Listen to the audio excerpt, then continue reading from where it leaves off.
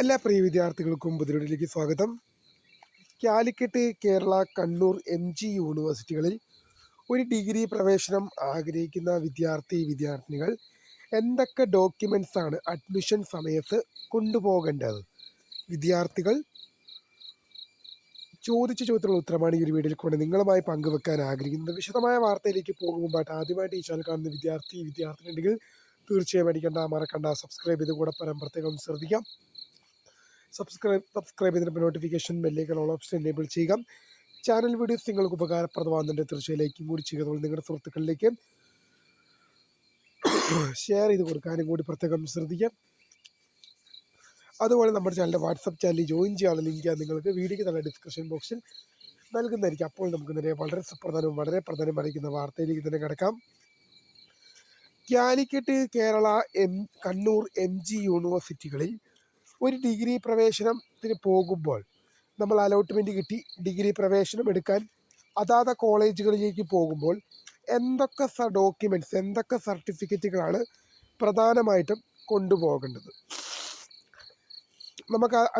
നമുക്ക് ഡീറ്റെയിൽഡ് ആയിട്ട് നോക്കാം. കുറച്ച് ദിവസങ്ങളായി ഒരുപാട് വിദ്യാർത്ഥികൾ ഇതുമായി ബന്ധപ്പെട്ടുള്ള കമൻറ്റുകളും കാര്യങ്ങളും ഒക്കെ പറയുന്നു. പ്രധാനമായും വേണ്ടത് +2 സർട്ടിഫിക്കറ്റ് ആണ്. +2 സർട്ടിഫിക്കറ്റ് നിങ്ങൾക്ക് കിട്ടാത്തത് കൊണ്ട് തന്നെ നിങ്ങൾക്ക് +2ൻ്റെ മാർക്ക് ഷീറ്റ് ഉപയോഗിക്കാം. +2 സർട്ടിഫിക്കറ്റ് വേണം, പക്ഷേ നിങ്ങൾക്ക് +2 സർട്ടിഫിക്കറ്റ് നിങ്ങളുടെ സ്കൂളിൽ നിന്നും ഇതുവരെ കിട്ടാത്തത് കൊണ്ട് തന്നെ +2 മാർക്ക് ഷീറ്റ് നിങ്ങൾക്ക് ഇതിനായി ഉപയോഗിക്കാം. ഇനി പ്രധാനമായിട്ടും പറയേണ്ട കുറച്ച് സർട്ടിഫിക്കറ്റ്സുകളും കാര്യങ്ങളൊക്കെയാണ്. ഇൻകം സർട്ടിഫിക്കറ്റ് ആവശ്യമായിട്ട് വരും.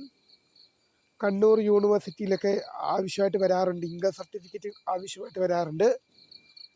നിങ്ങൾക്ക് എന്തെങ്കിലും ബോണസ് പോയിന്റ് അങ്ങനെയുള്ള കാര്യങ്ങൾ നിങ്ങൾ എൻ്റർ ചെയ്ത് കൊടുത്തിട്ടുണ്ടെങ്കിൽ അതിൻ്റെ സർട്ടിഫിക്കറ്റ് ആവശ്യമാണ്.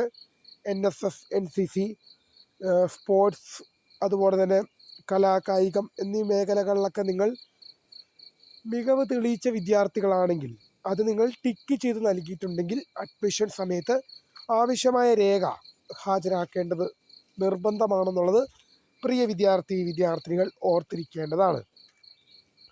അതുപോലെ തന്നെ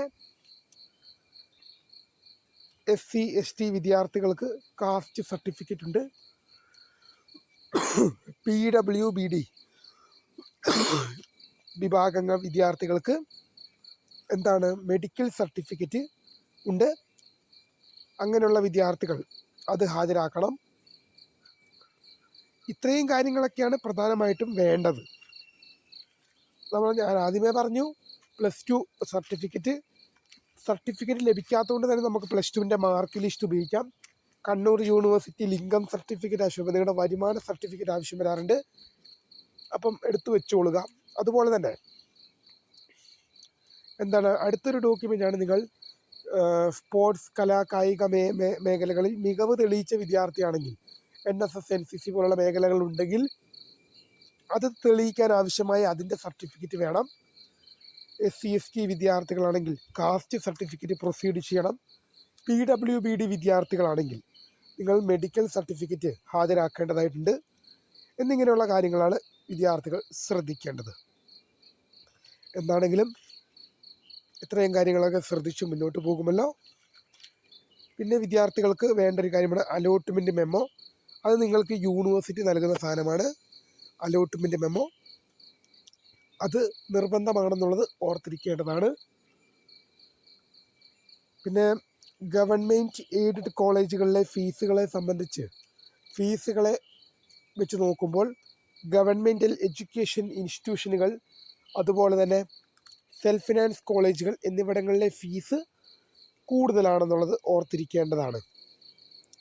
ഗവൺമെൻറ് എയ്ഡഡ് ഫീസുകളെ വെച്ച് നോക്കുമ്പോൾ ഗവൺമെൻറ്റൽ എഡ്യൂക്കേഷൻ ഇൻസ്റ്റിറ്റ്യൂഷൻസ്, അതുപോലെ തന്നെ സെൽഫ് ഫിനാൻസ് കോളേജുകളിലെ ഫീസ് കൂടുതലാണെന്നുള്ളത് പ്രിയ വിദ്യാർത്ഥിനികൾ ഓർത്തിരിക്കേണ്ടതാണെന്നുള്ളത് പ്രത്യേകം ശ്രദ്ധിക്കുക. അപ്പോൾ അഡ്മിഷൻ സമയത്ത് ഇത്രയും കാര്യങ്ങളൊക്കെയാണ് നിർബന്ധമായും ശ്രദ്ധിക്കേണ്ടത്. നിങ്ങൾക്ക് ഈ ചാനൽ വീഡിയോസ് ഉപകാരപ്രദമാകുന്നുണ്ട്, തീർച്ചയായും ലൈക്കും കൂടി ചെയ്യുക. അതുപോലെ നിങ്ങളുടെ സുഹൃത്തുക്കളിലേക്ക് ഷെയർ ചെയ്ത് കൊടുക്കാനും കൂടി പ്രത്യേകം ശ്രദ്ധിക്കാം. അതുപോലെ നമ്മുടെ ചാനലിൻ്റെ വാട്സപ്പ് ചാനൽ ജോയിൻ ചെയ്യാനുള്ള ലിങ്ക് ഞാൻ നിങ്ങൾക്ക് വീഡിയോ ഡിസ്ക്രിപ്ഷൻ ബോക്സിൽ നൽകുന്നതായിരിക്കും. അപ്പോൾ പുതിയ കാണുന്നതിന് my name is Kritha, founder of script for the career guidance. Thank for watching. By.